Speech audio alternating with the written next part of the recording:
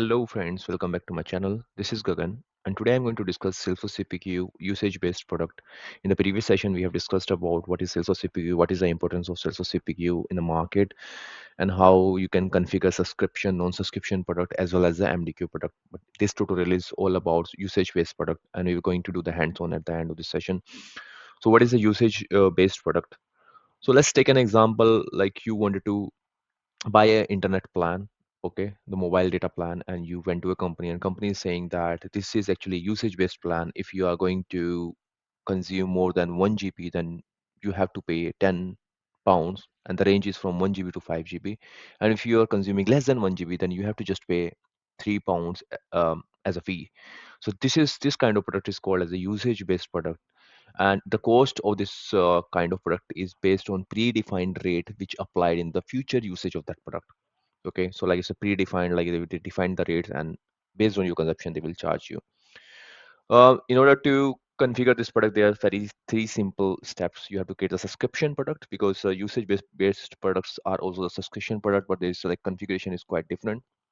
So first step is you have to create the subscription product, and then you have to update some kind of billing fields. I will going to talk about that. And the second thing is you have to create consumption schedule. So this is the area where we basically give the range of the data, or like the units. It could be MB, it could be minutes, it could be like something else, right? The unit could be anything based on the services that companies are providing as a product. So in the consumption scheduler, you have to provide the range and the range of the prices, and then you have to create consumption scheduler rates. I'm going to tell you about that, like how we're going to do that, and then we have to link this consumption scheduler with the product. That's the third step. So let's go to my environment. So this is my Salesforce CPQ environment, and first of all, if you have not enabled this checkbox, okay, so you have to go to the install package, and inside the install package you have to go to the price calculation and you have to enable this. If this checkbox is not enabled, then you will not be able to see the consumption scheduler.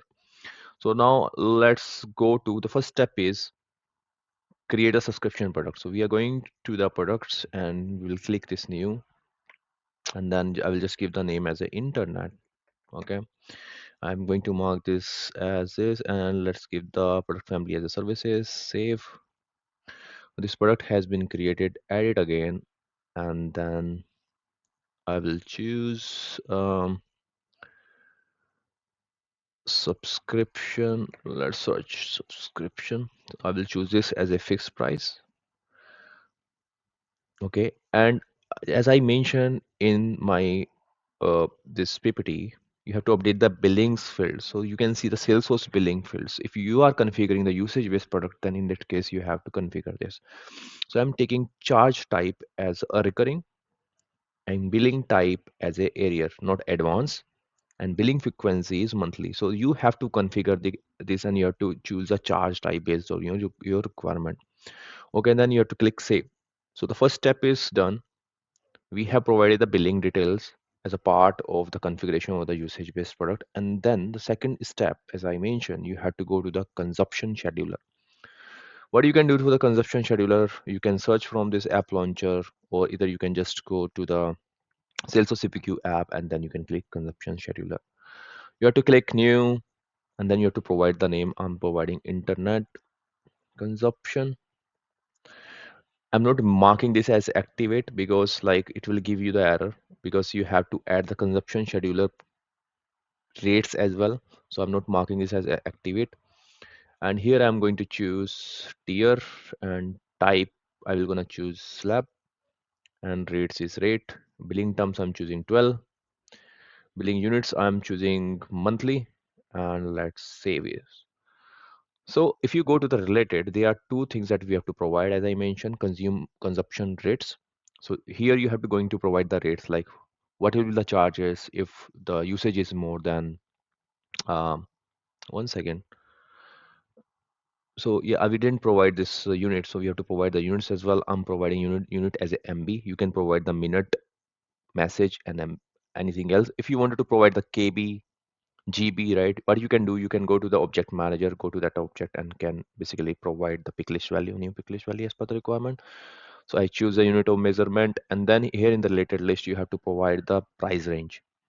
Okay, so I'm clicking the consumption rates, providing the order one. You can create a multiple order, like the range is from zero, like let's suppose that 0 to 1 GB, 1000 MB is rate 3 GB or something like that, right? So I'm choosing the range is 0 and up to 1000 MB, because the unit that we have choose is MB. Flat fees, okay, and the price I'm choosing £3. This is what we have discussed, right? Save. Now I can create another one. So if the range is from now 101 to up to 5000 MB, then the price will gonna £10, and then pricing method will be flat fees. Order is to save. So now you can see how, this is important. This is like very important to configure the price if you wanted to basically charge to the user based on their consumption. So that's why it's called consumption scheduler, and these consumption rates. So this is are in the relationship, like in the master detail relationship, and the product consumption scheduler is a junction object where you can add the multiple products. So I'm going to add that product that we have created, which was the internet product. So I'm going to choose that internet net. So this is the product. Save. Oh yeah. So you can see now we are getting the error that the consumption scheduler should be activated. So what we have to do, we have to go to the details and mark this scheduler as activate. Save. And then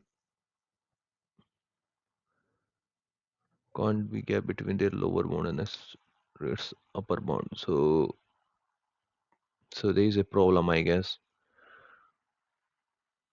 So so problem was that like I had to add this lower bound as 1000. That's why it was giving me the error. And what I've done after changing this, I have marked this consumption scheduler as activated, and then here in the junction object product consumption scheduler, I have added the internet product. So that was the last step, assign consumption scheduler to the product. Now what we have to do, we have to go to the opportunity, and I'm going to click any opportunity and we'll add a new quote. Primary, I'm choosing this as today, subscription terms as 12, and then click save. So if you go to that quote and if you click edit quote line items, you have to add that product. Like we create the product name is internet, but this product will not visible. Why? Because we forgot to add the price list, right? So the price list is empty. If you just go to the related, so it's very important to add at least one active price book, else the product will not be visible. So let's go to the price book, and I'm going to just give the price as 10 and click save. Okay, if I will refresh now and if I will search this product again in the quote line item, um, sorry, not group, go back, cancel, edit line, and click product. And if I will choose internet, yeah, so this product is visible because earlier, previously, like this price book was not added to that product. That's why. So now click select. And the one difference is that in the usage based product, like you will be able to see this option, view consumption scheduler. Okay, this is the difference, is how you can find out this product is consumption based or not. Again, I go back. I will show you internet. So as soon as you will add this, you will be able to see this option. Okay, I'm going to, yeah. So that's the thing. If you're gonna click this view consumption, so based on this, now the charges will be applicable. As of now, this is fixed because we don't know the units, what units are coming.